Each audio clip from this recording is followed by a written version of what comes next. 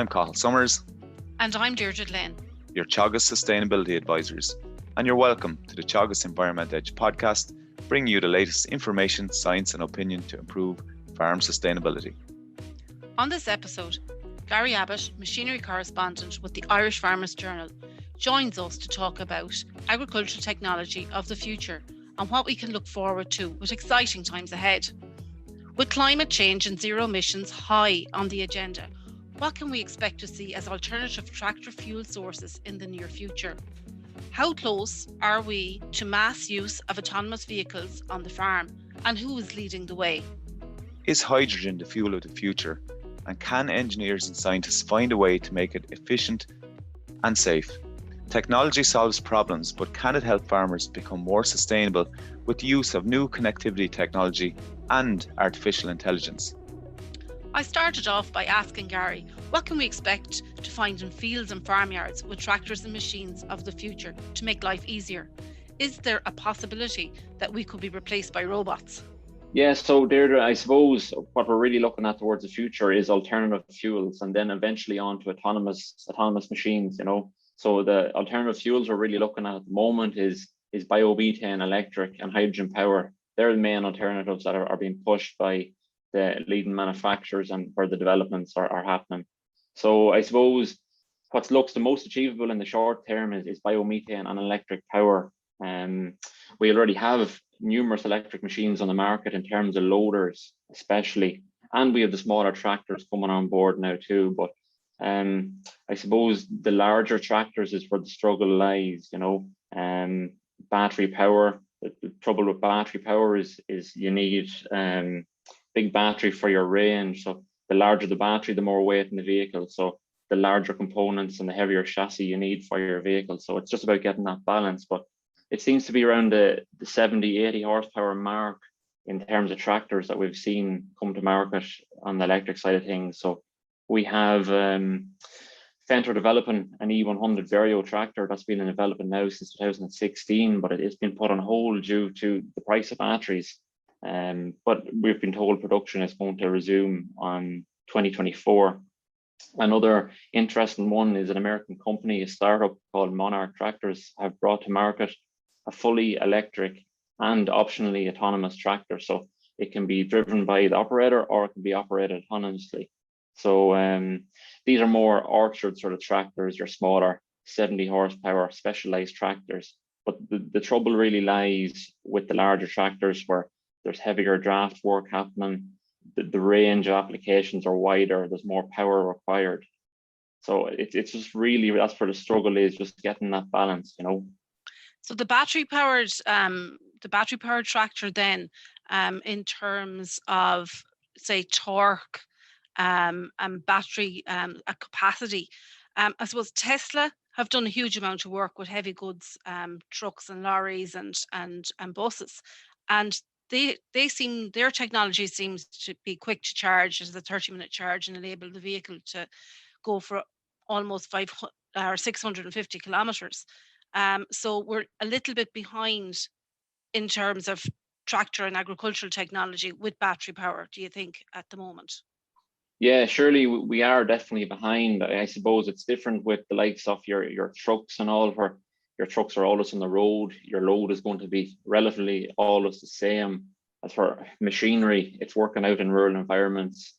Loads are always different. No two fields are the same, if you have a tractor, let's say that's under pressure, maybe it's plowing a field, there's more load on the tractor, your capacity isn't going to last as long. So your electric charge is going to run out quicker. As for if you're doing a light task, let's say spraying crops, your battery capacity is going to last for a lot longer. So it's just, that's where the struggle seems to lie. It's just them higher load jobs, Our fuel alternatives so far are methane, electric, hydrogen and hybrid. Are there any safety concerns or issues with these alternatives in terms of, say, storage or the fuel tank? So yeah, with gases, your methane, your hydrogen and your battery storage is a problem. Your gas have to be compressed. So you've got tanks and the load, given the low density of the gases, they have to be compressed to roughly 200 bar, anywhere up to 350 bar, depending on the gas. So to get 12 kilos of gas into a tank, that's roughly going to take the same space as 470 liters of water due to the density. So that's where the problem lies, getting enough space on these tractors to hold the fuel, especially of the gases. And then batteries, you have the weight. The more batteries, the higher the weight. So it's just getting that balance. You'd be a bit nervous as well, wouldn't you, with hydrogen, I suppose, when we think about it's a highly flammable gas, and I know from working with it in the past, it doesn't like to stay in the one place. It kind of leaks out at times. The molecule or something must be tiny, but that's the one thing, I suppose, if you a big tank underneath you sitting on a tractor, you'd be a little bit nervous sitting on hydrogen, but maybe there's something there to predict this going forward. Yeah, exactly. And I suppose from a glance, just from the outside looking in, hydrogen looks very attractive, but the more you look at it, the less attractive it is. I suppose it is far more energy per kilo compared to battery power, anywhere up to 40,000 watt hours per kg compared to 278 watt hours per kg of a battery power. So that's about 236 times more energy per kilo. But the problem is, as abundant as hydrogen is, it's mainly found in water, and hydrogen kind of accounts for 75% of the universe's mass. So it's not available it's not readily available in its raw form. So it has to be produced, and that kind of happens through electrolysis, which is the splitting of the water to get the raw hydrogen, and that's where a lot of the inefficiencies lie. We can lose anywhere up to 33% or even further up to 56%. That's where we can find losses, is that splitting of the hydrogen to get the raw hydrogen. And oftentimes that's we lose our efficiencies there because electricity is needed, and it kind of goes away from the whole green image if we're burning diesel to create that electricity to create hydrogen. That's where the trouble is. And then it has to be pressurized into your tanks, and we lose more efficiencies there. So I suppose that's why we haven't seen New Holland's mass production of the hydrogen powered tractor. Exactly. New Holland looked at the hydrogen concept back in 2016, and they have a tractor working in the Netherlands. But that's where the trouble lies. And I've seen in more recent times, in the last year, New Holland have worked with a third-party company, and they've developed a hybrid tractor which works on diesel and hydrogen power. Depending on the load on the tractor, anywhere from 30 to 60% hydrogen is mixed with the fuel in the engine. So that's an interesting one to look out for. That's the kind of first hybrid sort of step we've seen in terms of machinery production. What challenges do you see with the hybrid? Now, I know they're extremely popular as a car, and they're gaining in popularity, but as a tractor alternative, do you think they're attractive, Gary, or what would be the challenges that you'd see with the hybrid? Yeah, so I suppose the hybrid element in the automotive industry is you have your petrol engine and a very little diesel engine hybrids due to kind of the cost of production. But it's grand, especially in the automotive industry. It's grand for kind of the short commutes or the trip into town in the region at 30 to 40 kilometers, but not really anything more. And generally with machinery and tractors, these machines are going to have to do a day's work in the field for anywhere up to 12 hours, so the engine is running. The engine is running to refuel or to regenerate the power in the battery.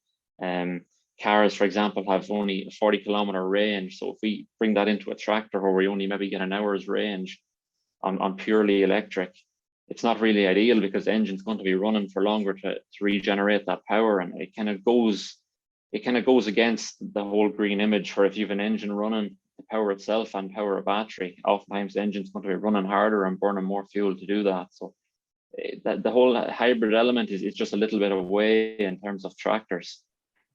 Yeah, so distance is a challenge and fuel economy is a challenge there, really. Exactly, yeah. I think we keep getting drawn back to hydrogen. I know I talked about safety a minute ago, but if I'm right, it's twice as efficient as diesel. It's not combustion engine, where methane is internal combustion. So it looks to be, maybe the technology is not quite there yet, but probably. The other thing I liked about hydrogen was, I think, Gary, don't they convert ammonia to ultra pure hydrogen, and potentially maybe we could trap ammonia on farms, maybe, because we have an ammonia issue. I wonder, could we kill two birds with one stone, maybe going forward, if we could trap that ammonia and convert it? Exactly, yeah. Like hydrogen, it really does seem to be the one, like when you look into hydrogen, it really is attractive. And the emissions are almost nothing, and there's no carbon emitted. So it seems to be a real one to look at. When you say carbon free, like it's very hard to ignore that. And I suppose hopefully maybe the investment will go in there and see can it work that. Like I think to me on paper it looks to be the one if they can manage it. Exactly. So it's really down to if we can produce our hydrogen kind of greenly, if we can produce it with green electricity, I think it is one to look out for. One other question there, I'll go back to autonomous vehicles we're talking about. You mentioned kind of archer scale vehicles without a driver maybe. And I know in the Farmers Journal there the last couple of months, I've seen some pictures of tech there where they're out maybe autonomous vehicles that are sowing seed or they're seeding, maybe they're planting or maybe even spraying or fertilizer spreading, less weight, maybe solar powered or battery powered, a mixture of both maybe. Is that probably going to come in the next 10, 20 years? I know if we thought back 20 years ago, we probably thought we'd be there now with driverless vehicles, but do you think we're getting close to that, some more driverless vehicles in a controlled environment? Definitely, yeah, that's definitely the direction that we're headed. We see a lot more in terms of AI coming on board. Like we have machines now with functions that can make kind of result-based decisions, and the more them machines and technology that we get closer to that. So like we have sprayers now with sensors that can sense the weed and they can activate the sprayer just to spray that weed individually. And similarly with combines, we've got technology on board combines now. We've got sensors that they can monitor the yield and the results from the combine, and they can change settings accordingly, So all that technology is being kind of put into the robots that they can go out in the field themselves with the sensors and GPS and auto steer. So I think it is very close that we will have sprayers out in the field that can operate themselves, And the attractive thing there is there's no operator on board. These machines, there's no downtime, there's no sick days, there's no lunch breaks, and the machines can work 24/7. So with little error, it's just the trouble is it's just kind of obstacles, and there's always going to be something, out in the fields, just another thing to overcome with autonomous vehicles. But it's definitely the direction we're headed, and we're getting there every year. We're getting closer and closer to it. So, would it be fair to say that the technology would be a solution to some of the sustainability challenges that we have? That we'd be able to do more with less, we'd be able to reduce our inputs and maximize outputs from these advancements. Exactly. I suppose maximizing your crop yield and your crop growth, that's definitely one where we will see advancements. We're going to have better application of chemicals. There's going to be no overlap, and we're already seeing that now with section control on sprayers through GPS. But it's just that efficiency and that precision agriculture is kind of the big one where we're going to get the most out of our land, and we're going to get the most out of our machines. And as you were saying, Deirdre, less of them, less machines, and yeah, that's definitely where we're going. I love the idea of the perception, that they have the perception system. So that, that everything's going to be more accurate, that they've got the weed identification, the planter technology. So it will improve efficiencies. Do you think that farmers might find it difficult to adapt to the new technology, or do you think, I know farmers are great innovators, but could that be a challenge in the future too? Yeah, I suppose it will be a challenge. It'll come down to a lot of it with farmers, especially in Ireland. It comes down to trust of these machines, just trusting that the technology works. And once they get onto that technology, they can't get away from it. GPS is a good example. Like back 10, 15 years ago, there was very little farmers running GPS in the country, and now any farmer that has GPS really won't do without it. Yeah, absolutely. It's that and the cost. If it's affordable, I definitely think farmers will make the move if it comes at an affordable price, and there is benefits to be gained from it. I think you're right, Gary. Labour is a big issue in the country at the moment. I don't think farmers will worry about getting replaced by robots really, but they do embrace the technology, because it's very difficult to get labour units or people help on a farm at the moment. To be a farmer themselves or a contractor, there seems to be less labour, and labour is quite expensive as well. So I think farmers will embrace this new stuff coming out. I know initially it's going to be expensive, but they will embrace it. Just going back to basics, Gary, I saw something really interesting in your article. You were talking about how possibly we might attach implements onto our tractors in the future. And anyone that's driving tractors for years, and you're working on arms and top links and trying to line up heavy vehicle or machine or implements, sometimes can be a fair chore if you don't come in at the right angle. But what's the future like for us as regards connecting implements to tractors? Yeah, so I suppose for the next 10, 15 years, we're going to still see our 3-point linkage, but we kind of inevitably will move away from that as time goes on. There was one Irish manufacturer, Acres Engineering, at Agritechnica. They showcased their electric autonomous tractor, and it had a new hitching concept on it. It was a bit like a ball and socket joint, worked through magnetics and locking pins, and it had sensors. So you reverse your tractor or your autonomous tractor into the implement, and it mates with it. There's no 3-point linkage, no top links, no PTO. And the fact it's electric, we obviously have no PTO, so it's electric drive. So all can be done through the one coupling, where your electricity passes through the coupling, and the machine is powered through motors. So it does away with your PTO. But then again, all the machines have to be adapted to suit that coupling. But it's definitely somewhere that we're headed. We're going to see new kind of hitching technology. 3-point linkage has been around for a good many years and will be around for another good many years. But we are starting to see moves away from that, you know. I think there's probably farmers at home, if they're listening to this now, doing somersaults in the kitchen, because I know we've made improvements over the last number of years on hitching up machinery, but it can be slow at times. So that's great news. I love the idea of connect up magnetically, and it sounds like that PTO might be even a bit safer than the shafts we're used to as well.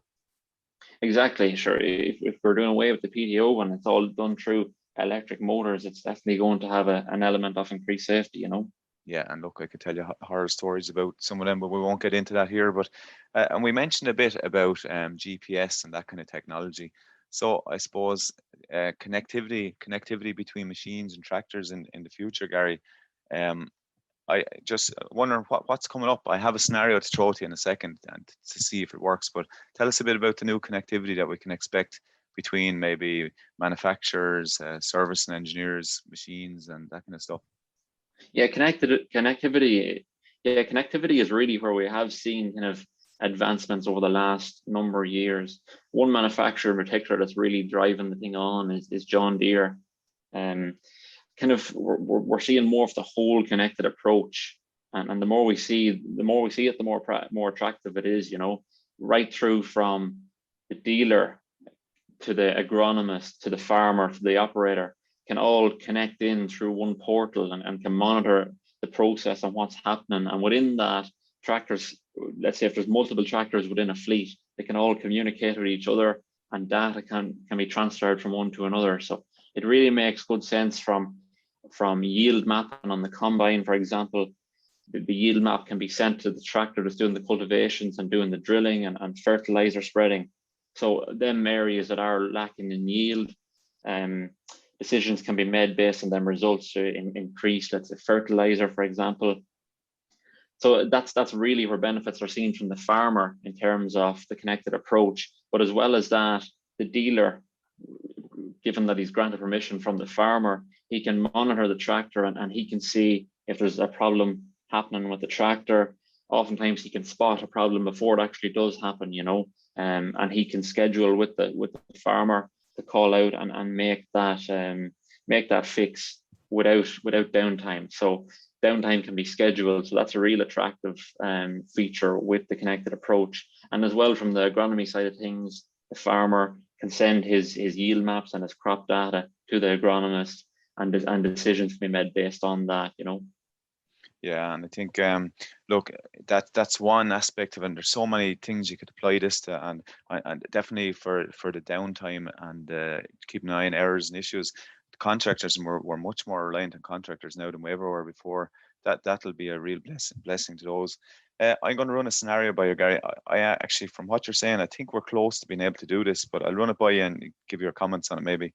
So if we have a tractor, a machine, we have our nutrient management plan for our farm. So all our soil samples, what nutrition's in our soils, the crop that we're sowing and its requirements, and we input that into a system.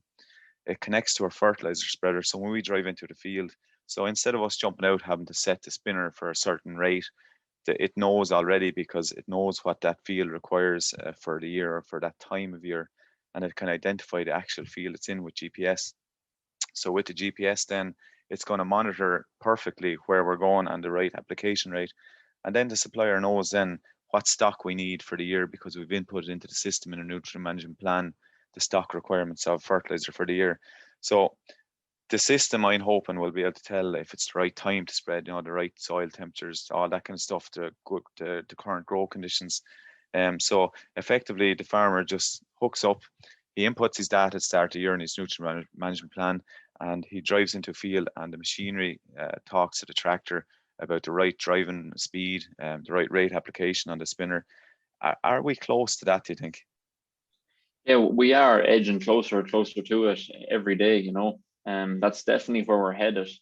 It's just getting the fine tuning with everything in between, but that's definitely where we're headed, and we've seen a lot of that, as I was saying, with yield maps and variable rate application. So all the technology, all the primary factors they're there. It's just a matter of getting them all to work in harmony, and that's often where the issue lies, is between different manufacturers and different companies where software doesn't communicate. But we have seen in the last year or two, there's a lot more of a standard being put out there that all manufacturers, they can talk and they can communicate. For a long time it was, if you were John Deere or if you were Case or New Holland, you couldn't communicate outside them brands, and that's where the trouble lay, but that's definitely where we are headed. Gary, I think it's fair to say that, especially Case New Holland, they've done a huge amount of work on this neural thinking or neural networking. So it's ways of executing and thinking and joined up thinking. I think they've done quite a bit of work on that at the moment as well. Yeah, New Holland really are at the forefront of the developments. This year, New Holland have made their methane tractor, which is showcased at Agritechnica in 2019. It's commercially available now, so anyone who wants to order one, it's there to be ordered. New Holland are really looking at this kind of independent farming approach, especially for the German market, more so where AD plants are more common. The tractors on the AD plants, the fuel is there to run the machinery on the farm, and as well as that, the fuel, which is your methane gas, can be sold. And that's really where they're looking, and it's really where the German market is. But in the UK and Ireland, we definitely will see one or two methane tractors coming, if not in the next year or two. But New Holland really are, as a whole, driving the whole game forward. I think all this advancement too will be able to help with, Cathal's scenario going forward, the joined up thinking approach and building up intelligence and executing it, and the connectivity. Yeah, it will surely. We'll have our alternative energies, and then we'll have our AI and our artificial intelligence technology, and we'll combine all that together, and that's hopefully where we will end up. Yeah, I could see that being the big issue going forward, and you've said it already, Gary, that all those big global companies, it doesn't matter if they're whoever they are, Apple or whoever they are, they all like to make, I suppose, their own platforms so that you can only use your own machinery with your own machinery, and that join up thinking, or that shared platform of where, say, for example, I don't know, a Case or John Deere can use a machine, a different machine, maybe with a New Holland or whatever. And then try and get those platforms linked. That's going to be the big obstacle, I reckon. Will it? It will surely, and John Deere especially have been working on being more compatible, and there has been there's new software out there called Data Connect, and that's one portal that brings all the different manufacturers together. It's kind of where all the manufacturers communicate through this one portal. So kind of there is broad communication between brands, but yeah, as time goes on, John Deere are adding more and more different third-party companies, so they are compatible with their My John Deere, My Operations Center. One final question, Gary. I suppose for anyone listening at home now that are really interested in this kind of stuff, where can they look for new ideas or machinery of the future? Is there any shows or websites they can keep an eye on to keep up to date in this kind of stuff? Yeah, so where we see the real kind of developments, where we see them kind of released and unveiled to the public is really at the large shows, Agritechnica being one. It's the biggest trade fair for machinery and technology in agriculture, and it takes place in Germany and Hanover every second year. And that's where we see a lot of these technologies unveiled. As I said, that's where we've seen all the concept tractors launched, and that's where we see all kind of the major developments. But as well as that, there's several websites online where everyone can follow the advancements as they're being released and announced, My kids love looking at YouTube videos of all of these autonomous vehicles and new technology in respect to agriculture as well. There's fantastic stuff up on YouTube as well for everybody to see. You may whip out the checkbook then, Deirdre. I know Christmas. his dad is very nervous at the moment. But surely in the next 10 years, we are going to see a lot of advancements. So it is exciting times ahead. And for anyone that's kind of enjoys seeing that the thing moving forward and the technology coming on board the next 10 years is definitely one to look out for, Yeah, certainly. So look, with technology and agriculture certainly being very exciting area to keep an eye on over the next few years, and we're looking forward to seeing new ideas and machinery making a positive impact on farm efficiency. And if makes the farm more efficient, it's better for our sustainability and our environment as well. So Gary, I think you have probably a bit of a dream job there, looking at lots of people would like that job, looking at machinery all the time and reporting on it. So it's great. Thank you very much for your time. Really enjoyed that chat. Thank you, Gary. Well, thanks very much. Thanks very much for having me. That's it for this episode of Teagasc Environment Edge podcast. Thanks to Gary Abbott, machinery correspondent with the Irish Farmers Journal, for joining us on the show. Don't forget to rate, review and subscribe to the podcast. You can listen on Apple and Google Podcasts as well as Spotify. And for more information, go to the Teagasc website at teagasc.ie. I'm Cathal Summers. And I'm Deirdre Glynn. Join us next time for the Teagasc Environment Edge podcast, signpost to farm sustainability.